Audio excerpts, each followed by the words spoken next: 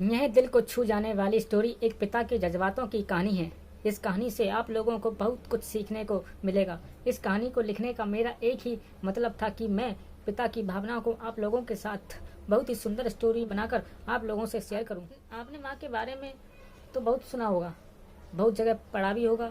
माँ के लिए अच्छी अच्छी हिंदी कहानियाँ लिखी गई हैं, लेकिन पिता के बारे में बहुत कम ही लिखा गया है।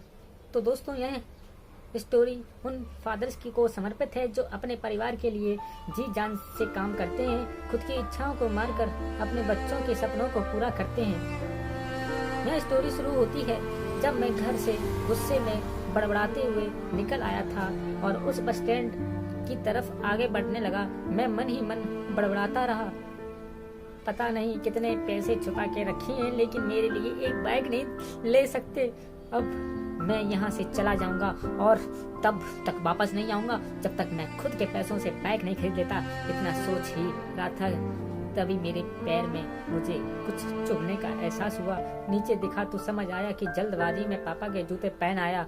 उन जूतों में कील उभरी हुई थी जो मेरे पैर में बार बार घाव किए जा रही थी, लेकिन उस समय गुस्सा अधिक था तो मैं बड़बड़ाते हुए आगे बढ़ गया। एकाएक मुझे याद आया कि मैं पापा का पर्स भी साथ ले आया हूँ। मेरे खुरापाती दिमाग में एक ख्याल आया, क्यों ना आज पापा का पर्स चेक किया जाए, जिसे आज तक उन्होंने किसी को हाथ तक नहीं लगाने दिया। पिता नहीं, कौन सा खजाना छुपा रखा है इस पर्स में जो किसी को हाथ नहीं लगाने देते। जब मैंने पापा का वह पुराना पर्स खोलकर देखा तो उसमें पैसे तो नहीं थे, लेकिन पैसों की जगह पर एक डायरी रखी हुई थी।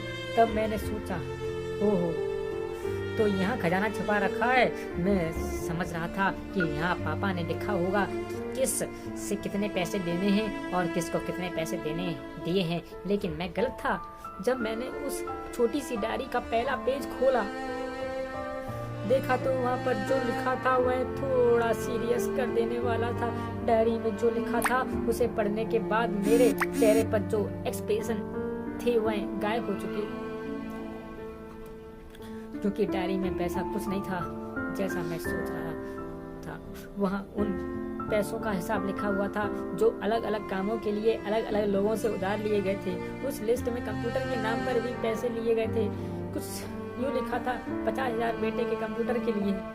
यह वही कंप्यूटर था जिसे मैं आज तक यूज कर रहा हूँ, लेकिन मुझे यह पता नहीं था कि उस कंप्यूटर को खरीदने के लिए पैसे कहाँ से आए थे, लेकिन आज पता चल रहा था।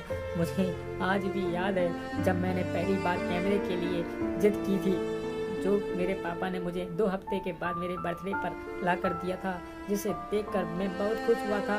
और मुझे खुश देखकर मुझसे कहीं ज़्यादा अगर कोई खुश था तो वह थे पापा। अब मेरे चेहरे से गुस्सा एकदम गायब हो चुका था। जब मैंने आगे का पन्ना पलटा तो वहाँ पर कुछ इच्छाएं लिखी हुई थी। पहली जो डिश थी उसमें जो लिखा हुआ था, अच्छे जूते पहनना। यह बात मेरी कुछ समझ नहीं आई। तभी मेरा पाँव अचानक सड़क पर भरे हुए पानी पर जा पड़ा और तभी मेरे पाँव में कुछ गीलापन होने का एहसास हुआ। जब मैंने जूता उतार कर देखा तो उसका तला टूटा हुआ था। यह देखकर मुझे डायरी में लिखी बात याद आ गई। तभी मुझे माँ पापा की कहीं बातें भी याद आ रही थी कि कैसे माँ जब कहा करती थी पापा से, अब तो जूते पुराने हो गए, नए ले लीजिए, तो पापा अक्सर यह कहकर टाल दिया करते थे, जूते अभी और चलेंगे और अभी कुछ दिन पहले तो लिए थे। मुझे आज समझ आ रहा था कि कितने दिन और चलेंगे।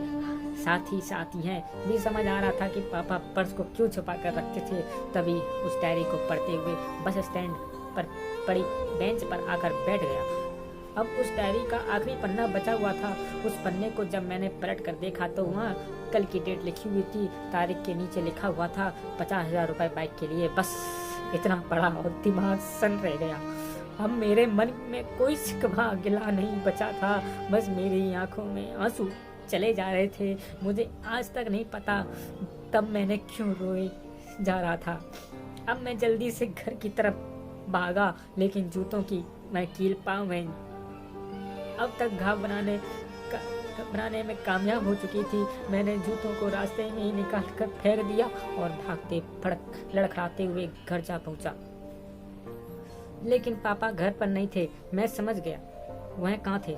मैं सीधा पास वाली बाइक एजेंसी की तरफ भागा। पता नहीं आज कहाँ से इतनी ताकत आ गई कि मैं भागते हुए थक नहीं रहा था, और वह भी बिना जूतों के नंगे पैर। जैसे तैसे मैं बाइक एजेंसी पर पहुंचा। पापा वहीं थे।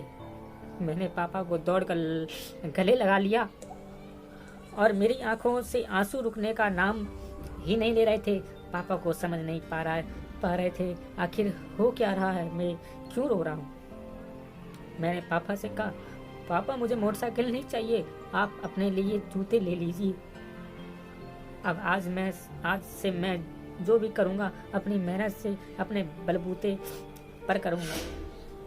दोस्तों बस इतनी सी थी ये कहानी। अच्छी लगे तो लाइक कीजिएगा, सब्सक्राइब कीजिएगा, वीडियो को अधिक से अधिक शेयर कीजिएगा। समर्पित है ये कहानी सबके पिताजियों के लिए। अच्छी लगे तो लाइक जरूर कर दीजिएगा इस वीडियो को। बहुत बहुत धन्यवाद आपका। आज मेरी भी आंखें नम हुई हैं। मैं आज आपसे कहना चाहूँगा कि ठीक ऐसे ही होते हैं हमारे पिता। हम अक्सर देखते हैं कि हम अपनी माँ से हर बात शेयर करते हैं और माँ भी इसके बदले में हमें बहुत प्यार देती है। लेकिन एक शख्स ऐसा भी होता है जो हमें छुप कर प्यार करता है, वह होते हैं हमारे पिता। यह परिवार में एकमात्र ऐसा व्यक्ति होता है जो अपने बच्चों से उन्हें बिना जताए छिपकर प्यार करता है। खुद की इच्छाओं को मारकर बच्चों के लिए सपने देखता है और उनकी खुशी में ही खुश हो जाता है। मुझे नहीं पता कि आप अपने पेरेंट्स की इज्जत करते हो या नहीं, लेकिन अगर आपके पास पेरेंट्स हैं तो आप बहुत खुश नसीब हो, क्योंकि इस दुनिया में बहुत से लोगों को तो पेरेंट्स का प्यार भी नहीं नसीब नहीं होता। अंत में यही कहना चाहूँगा कि माँ बाप की